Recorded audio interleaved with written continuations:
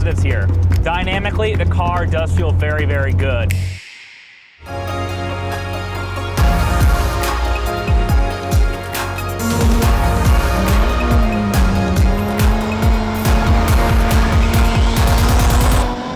Now this is an episode of Project NC that I've been waiting for a long time, and I'm super stoked to be here. I'm at S3 Suspension down in Orange County, and it's time to install a custom set of coilovers on my NC Miata.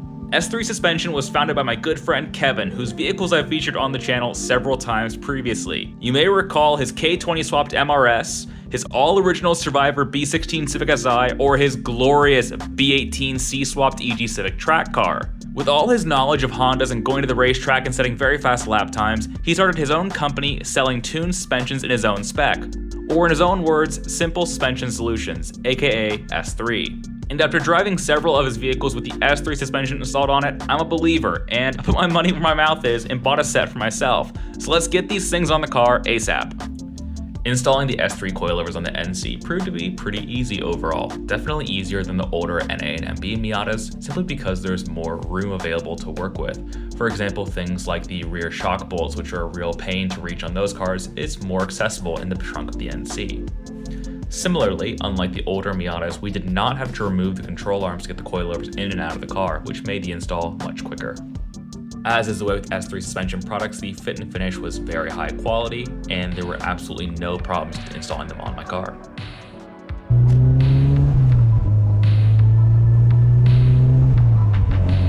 We're gonna flash forward a bit. I've had the S3 suspension coilovers on the NC for a few months now, and also, spoiler alert, I've done several track days with the car, as well as putting several thousand street miles on it to really give you a pretty comprehensive impression of what I think about this setup for the NC specifically. There's a lot of positives here. Dynamically, the car does feel very, very good. I opted to go with an 8K front spring rate and a 5K rear spring rate based on some data I had seen from other vendors like Goodwin Racing and Fly Miata. And that's actually a bit softer than what Kevin initially recommended for my car. He recommended a 10K front and maybe a 6 or an 8K rear. But at the time, I was so set on street driving and keeping the car really street friendly that I went for a softer spring rate.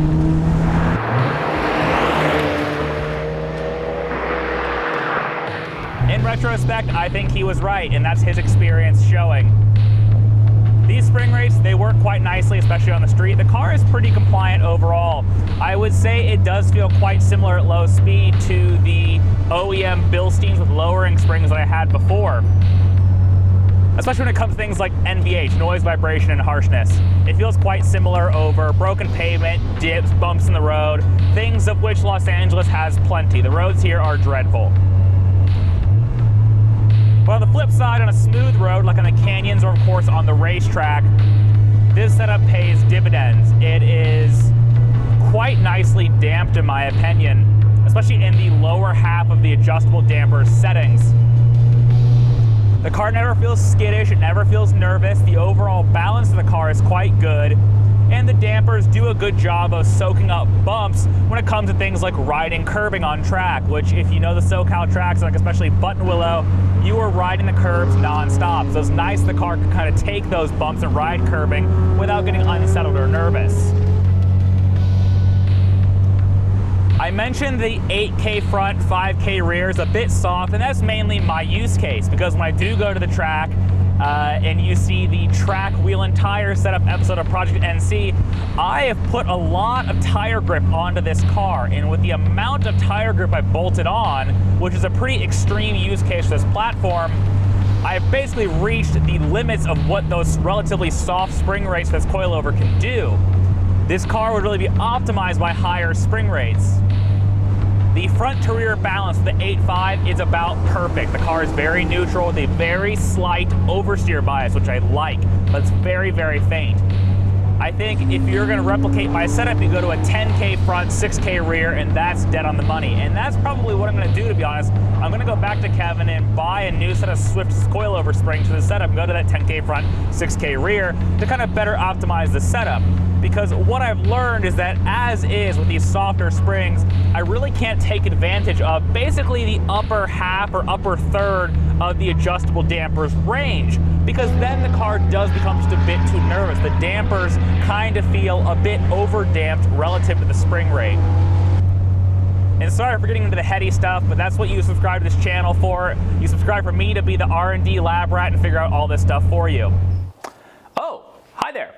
It's your boy, just checking in. Are you enjoying the video so far? Well, of course you are. That's because this is some grade A primo content we're talking about. So go ahead and show your support by hitting the like and subscribe buttons. It's free and helps the channel. All right, back to the video.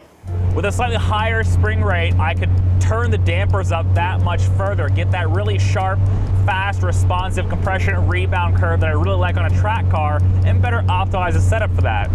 As is with the street and track coilover valving, this is a really nice car in the canyons especially. What I do on the street is I've learned to basically leave the dampers at either full soft or just maybe a few clicks off of full soft. Right now I have, I believe, 5 clicks off of full soft front and rear. And when you're at the track, obviously you test and tune constantly. But that's why I really like to drive it on the street, because it does feel quite nice. One of the other perks for both a street and a track setup is Droop travel. This is a really common talking point on the NC platform. Droop is what happens when your car lifts a wheel, like say you do bounce over that curbing on the track or you hit a big undulation in the pavement. Droop is how much travel the wheel has once it goes negative, once it drops down. And a lot of aftermarket setups for the NC are compromised and do not have much droop travel, especially at the rear end of this car. Now, this is not like a Zetus long travel shock or anything, but it does have a good amount of droop travel. And that's really what you want, because as the car hunkers down, as it compresses, if you have no rear travel and you just bottom out, you basically go to independent spring rate and your car kind of pogos. That's what you don't want.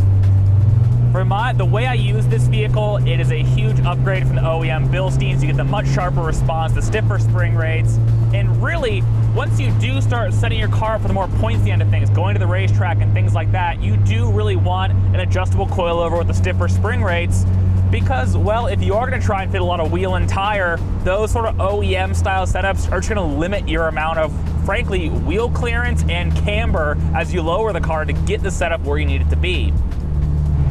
For around $1,500 shipped to your door, I think the S3 suspension coilovers, they join a lot of very good existing options for the NC platform and do make a great case for themselves. I think the customization aspect is the biggest perk. If you're like me, if you know you're going to run an aggressive wheel and tire setup, or you know what your local racetracks require out of the car, you can work with the S3 team and get custom coilover springs, get custom spring rates, work with them to pick the right damper for your setup. I really quite like that.